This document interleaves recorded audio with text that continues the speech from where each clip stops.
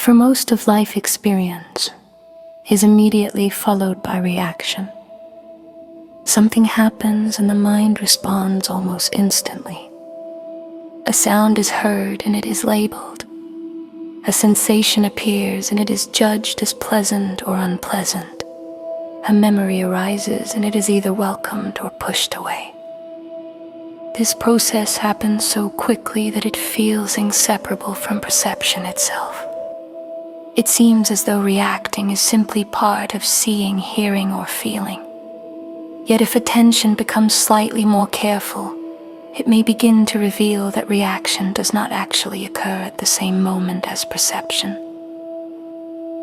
First, there is the simple appearance of something. A sound exists, a sensation is present, a thought emerges. Only after this appearance does the mind begin to comment on what has happened. It explains, compares, evaluates, and interprets. These reactions then create the sense that experience is something personal, something happening to someone who must respond to it. But when the movement of reaction is observed closely, it becomes possible to see that perception itself does not require this response. The sound does not ask to be judged. The sensation does not demand interpretation. They appear exactly as they are before the mind begins to construct meaning around them. When this is noticed, the possibility of watching experience without immediately reacting begins to reveal itself. Once this distinction becomes visible, observation begins to change its character. Instead of automatically moving toward interpretation, attention can remain with the appearance itself. A sound may arise and simply be heard. A movement may be seen without immediately becoming part of a conclusion about what it means. At first, this may feel unusual because the mind has long been trained to respond to everything with thought. Reaction was the mechanism through which the mind believed it maintained control and understanding. But when watching occurs without immediate commentary, experience begins to feel slightly more open. The mind discovers that perception is already complete before it is explained. The color of the sky, the sensation of breathing, the sound of a distant voice, each of these exist fully in the moment it appears.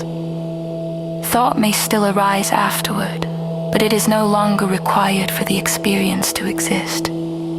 This realization introduces a new relationship between awareness and the movements that occur within it. Instead of being pulled into every reaction, attention can simply observe how reactions form. As observation deepens, the mind may begin to notice the structure of reaction itself. Every reaction is built from memory. When something appears, the mind compares it to what has been experienced before. It decides whether the appearance is familiar or unfamiliar, desirable or threatening. This comparison creates a response that feels automatic, but in reality it is the continuation of past experience shaping the present moment. Watching without reaction allows this process to become visible. A sensation appears, and before the mind explains it, there is a brief moment where the sensation simply exists. If attention remains with that moment, the reaction that usually follows can be seen forming. The thought begins to describe what is happening. It attaches meaning, assigns identity, and constructs a narrative about what should be done next. Seeing this movement clearly reveals that reaction is not an unavoidable part of perception. It is an activity of thought responding to what has already appeared. When the mechanics of reaction become visible, another interest in discovery begins to emerge. The mind realizes that reacting is often an attempt to maintain a sense of psychological stability. By explaining everything that happens, the mind reinforces the story it holds about who you are and how the world works. Every reaction confirms that story. When something pleasant appears, the mind claims it as something it wants to keep. When something comfortable rises, it becomes something to resist or escape. Through this process, the mind constantly reinforces the idea of a center that must control or defend experience. But watching without reaction interrupts this pattern when perception is allowed to exist without immediate interpretation. The story of the self is not reinforced in the same way. Experience continues to unfold, but it is no longer organized around the need to protect or confirm an identity. Instead, perception becomes a direct encounter with what is happening in the moment. This shift may initially feel subtle, but its implications are profound. When reaction is not immediately engaged, the mind discovers that many of its usual conflicts begin to dissolve naturally. Much of psychological struggle is created by the mind reacting to its own interpretations. A thought appears and another thought immediately judges it. An emotion arises, and the mind begins resisting it or wishing it were different. These layers of reaction build upon each other, creating complexity and tension. But when watching occurs without immediate reaction, the first appearance is allowed to exist on its own. A thought is simply seen as a thought. A feeling is simply felt. Without the additional layer of commentary, the original movement often completes itself much more quickly.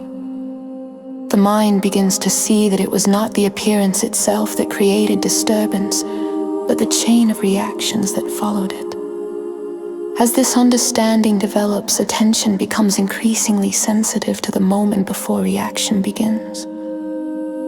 There is often a brief pause after something appears and before the mind starts to respond.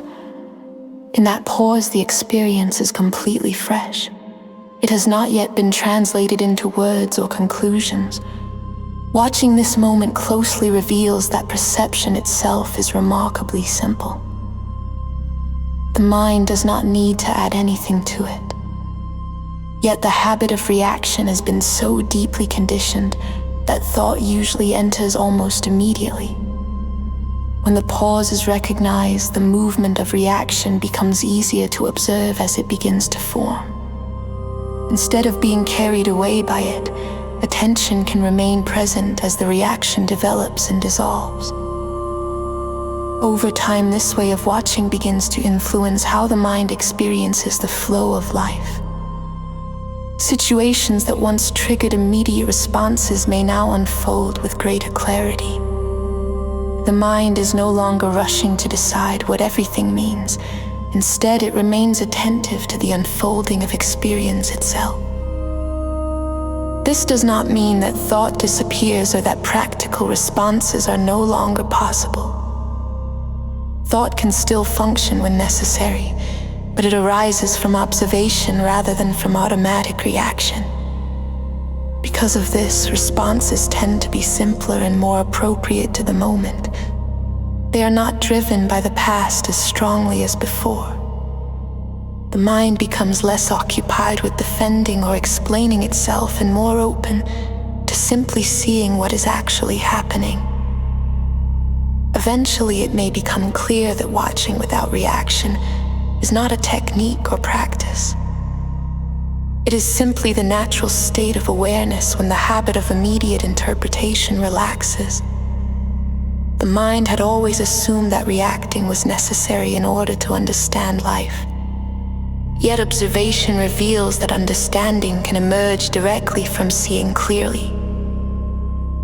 When perception is not constantly filtered through reaction, experience becomes more transparent. The movement of thought, emotion, and sensation can be observed as it unfolds without needing to be controlled or resisted. In this quiet observation, there is a sense of freedom, because the mind is no longer trapped inside its own reactions. It simply sees what is happening and allows each movement to arise and pass within awareness.